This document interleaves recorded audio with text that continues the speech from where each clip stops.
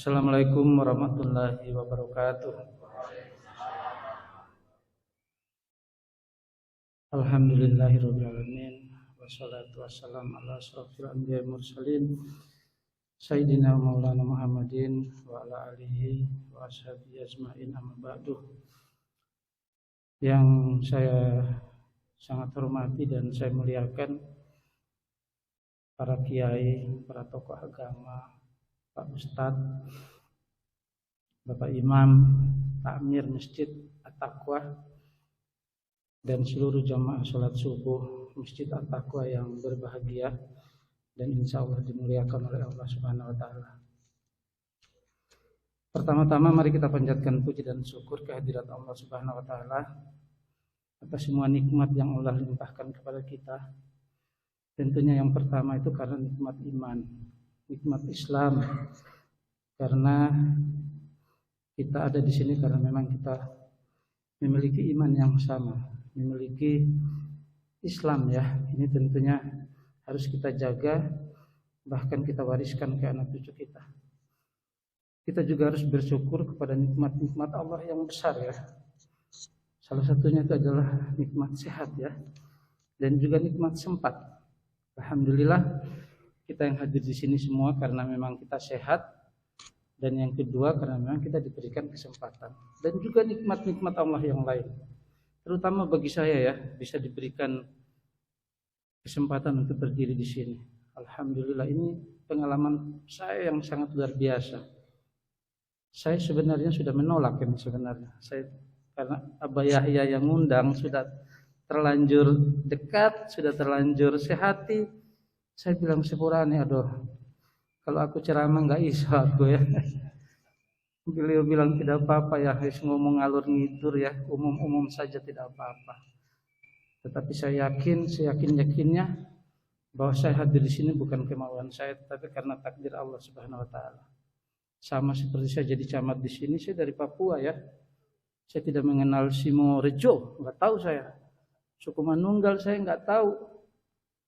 Surabaya saja saya nggak tahu. Tetapi takdir Allah, hari ini saya bisa ada di Simorejo. Ibu dan bapak sekalian, tidak lupa kita sampaikan salam kita bersolawat tentunya kepada junjungan kita Nabi besar Muhammad SAW, dan kita berdoa ya, semoga kita semua yang hadir di sini, semua umat Islam, semua umat Muslim juga nantinya mendapatkan syafaat beliau. Amin ya. Ibu dan bapak sekalian, karena tadi sudah saya sampaikan bahwa kalau ceramah saya nggak bisa, jadi saya mungkin ya cerita-cerita sajalah. Silakan nanti diambil hikmahnya ya. Kalau ada hikmahnya, kalau tidak ada ya sudah. Tadi kata Pak Yai, bertahan di sini saja sudah memberikan semangat. Kalau saya enggak lah. Kalau ada yang mau misalnya punya keperluan mau meninggalkan ya monggo saja ya. Jadi tadi sudah saya sampaikan bahwa tentunya saya hadir di sini juga karena takdir Allah ya. Saya yakin panjenengan semuanya juga punya pemikiran yang sama, bahwa apapun yang kita alami di dunia ini juga tidak terlepas dari seizin Allah. Betul ya? Karena daun jatuh saja itu seizin Allah. Apalagi kita yang mungkin diberikan akal, diberikan kemampuan, diberikan kesehatan, dan tentunya itu juga karena Allah Subhanahu wa Ta'ala, karena takdir. Ibu dan bapak sekalian, saya sedikit ingin menyampaikan perjalanan hidup saya pribadi. Yang tadi sudah saya sampaikan bahwa bisa sampai di sini nih, siapa sih yang bisa memperkirakan? Siapa juga yang bisa menghalangi? Tidak ada. Tidak ada ya. Saya juga pamit ke istri saya diundang di Simorejo ini subuh ya. Tadi malam masih pantau gereja. Ya, saya juga sudah rodo-rodo khawatir ini kalau nggak bisa hadir gitu ya. Tapi kalau Allah sudah mentakdirkan, pasti bisa. Sama seperti saya di sini. Tentunya ada amalan-amalan yang mungkin bisa sedikit saya berbagi kepada panjenengan semuanya. Karena memang saya lahir di kota yang memang Pemahaman agama itu tidak seperti penjenengan semua. Penjenengan semua ini bersyukurlah ya, hidup di Surabaya masjidnya banyak. Setiap saat mau sholat dengar azan. Bayangkan kami yang di Papua, masjidnya sudah jarang, ya tidak ada yang mengingatkan sholat kalau waktunya sholat, kecuali maghrib kalau di tempat saya. Jadi kadang kita kalau sudah duhurin, ini waktunya duhur apa belum ini? Seperti itu. Belum lagi kejahatan-kejahatan ya, mabuk-mabukan. Itu di sana lingkungannya seperti itu. Saya pada waktu itu punya tekad ya, kalau saya hidup di sini terus, bagaimana dengan masa depan saya? Saya kepingin keluar dari lingkungan ini. Tapi siapa yang harus bisa membuat saya bisa keluar dari? Kebetulan ada kakak saya.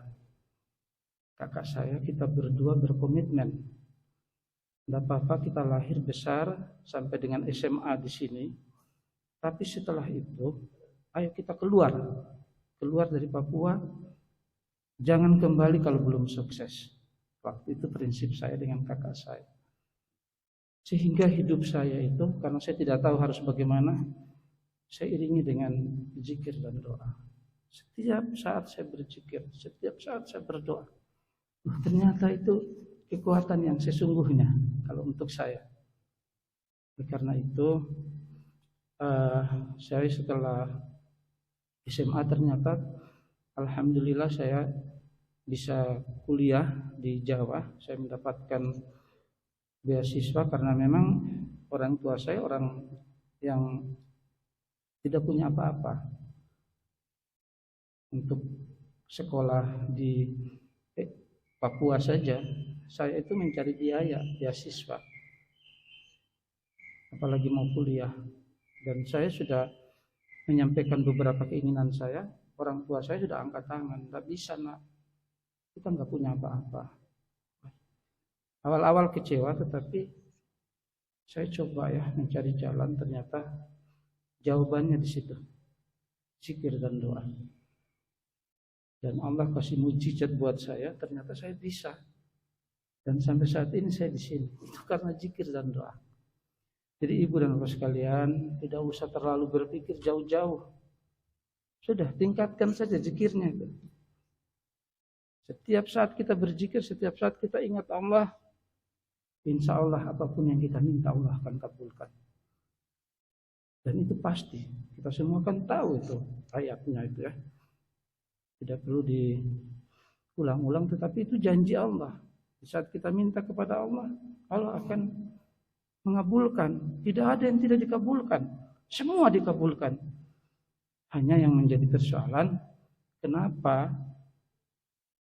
doa-doa kita mungkin ditunda sama Allah. Berarti ada sesuatu di situ. Berarti syarat dan ketentuan berlaku. Karena memang kita kadang hidup di dunia ini, di saat kita mempunyai masalah, maka yang kita dahulukan itu adalah solusinya, kan begitu ya. Contoh saja, misalnya kita sakit, kita bingung cari dokter, cari obat di apotek.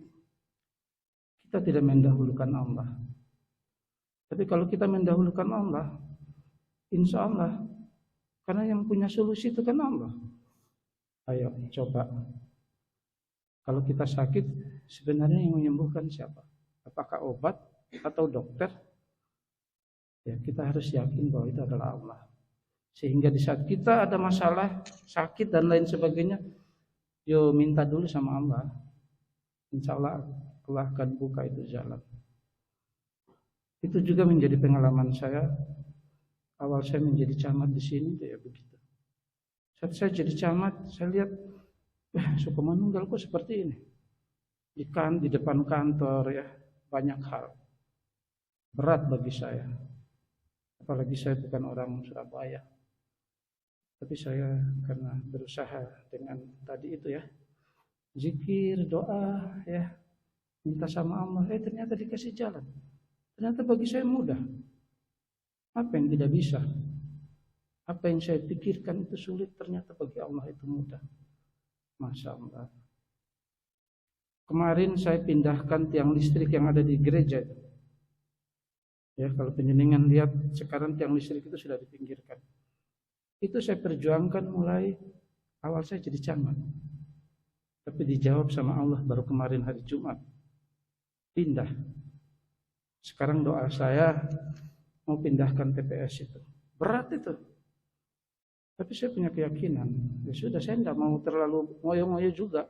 Pokoknya yang penting saya berdoa, ya Allah berikan kemudahan.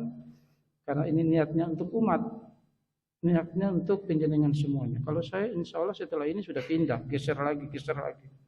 Gak mungkin selamanya di sini. Tapi bagaimana kita bisa memberikan manfaat.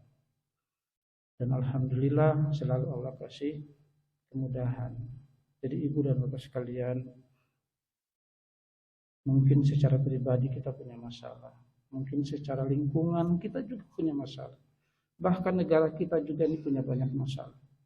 Negara kita ini masalahnya betul-betul sudah berat ya.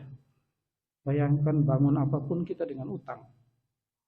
Mungkin kita secara pribadi juga begitu ya. Punya kendaraan cicil, beli rumah nyicil, beli perabot rumah tangga nyicil, nyicil. Padahal kadang kita nyicil itu sudah dengan riba, betul ya?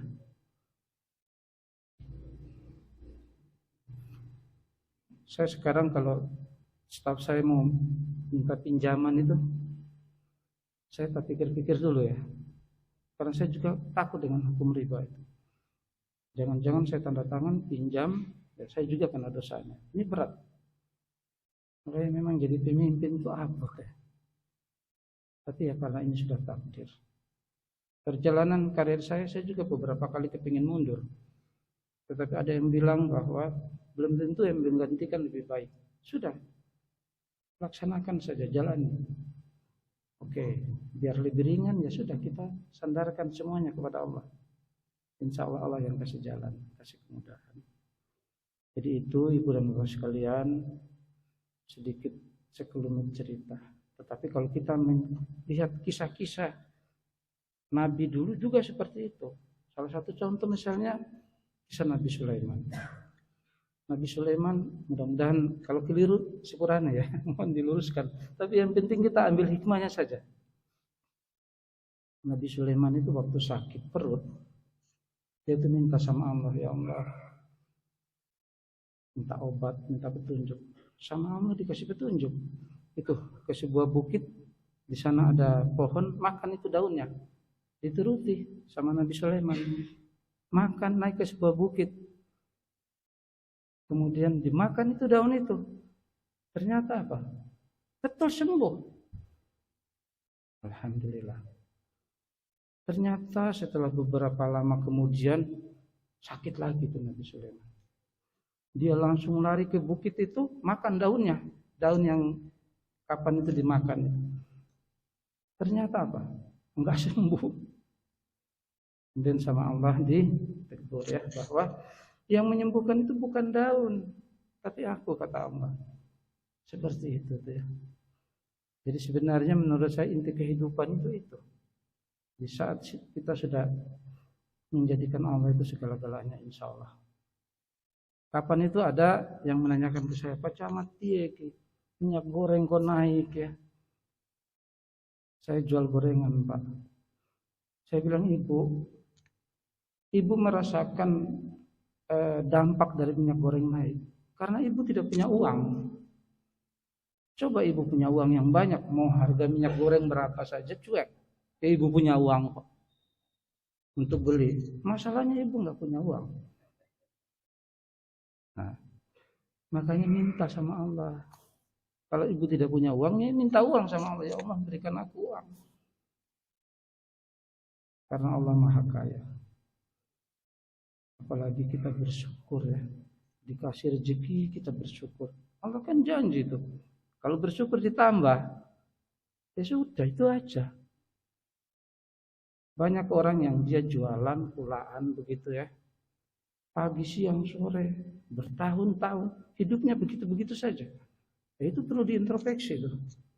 Ya bisa saja mungkin karena kurang syukurnya. Itu saja menurut saya. zikir, syukur, doa ya. Nanti Allah yang kasih jalan. Nanti Allah yang mengiringi langkah kita misalnya ke masjid ini, insya Allah. Nah itu sekelumit pengalaman hidup saya. Silahkan kalau memang ada hikmahnya silahkan diambil, kalau memang tidak juga tidak apa-apa. Karena memang hidup kita ini kan cuma sebentar ya. Ada yang mungkin bisa hidup selamanya, ada? Tidak ada kan? Presiden Soekarno itu orang hebat. Katanya punya keris, punya kesaktian-kesaktian, tapi juga meninggal. Mati juga. Ya berarti semua pasti mati. Kalau semua pasti mati, ya berarti hidup ini cuma sebentar. Nah yang sebentar ini mari kita manfaatkan. Jadi kalau yang lagi susah, ya sudah sandarkan kepada Allah. Itu cuma sebentar kok hidup ini. Ya kan? Yang penting kita bagaimana supaya mengurangi dosa kita. Kalau bisa kita jauhkan, ya kita beramal soleh. Apa yang bisa kita perbuat. Tadi himbauan-himbauan dari Pak Yai ya yang bisa kita lakukan, kita lakukan.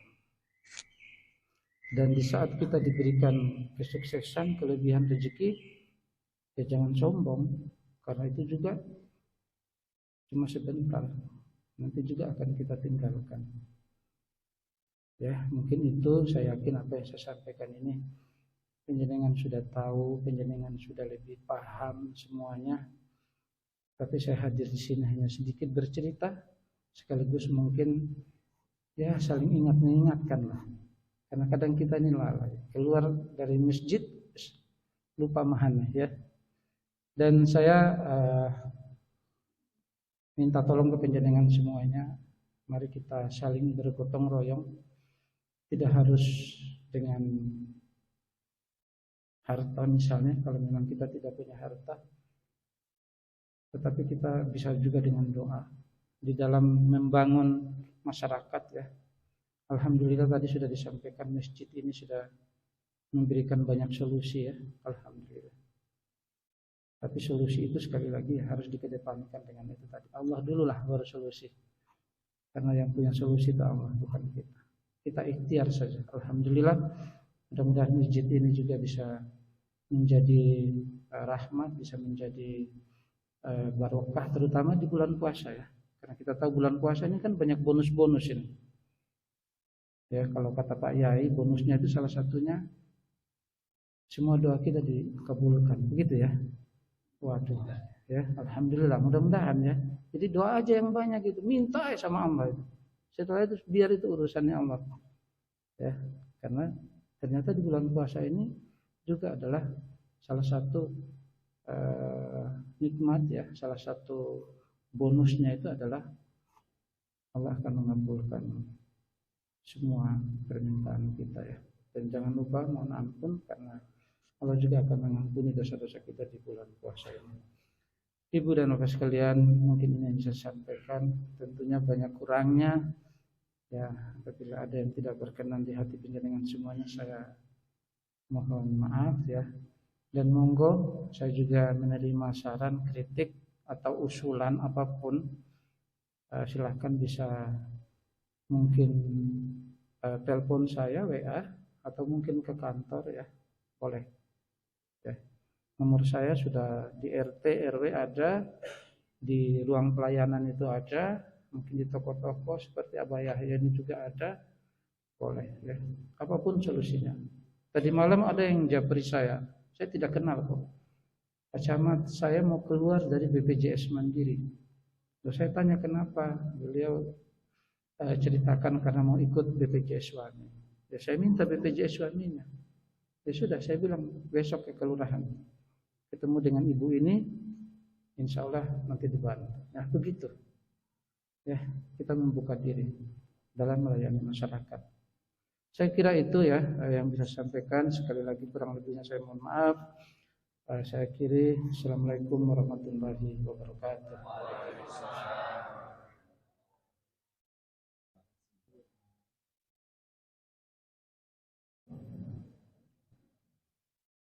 Bapak Ibu, kita lanjutkan besok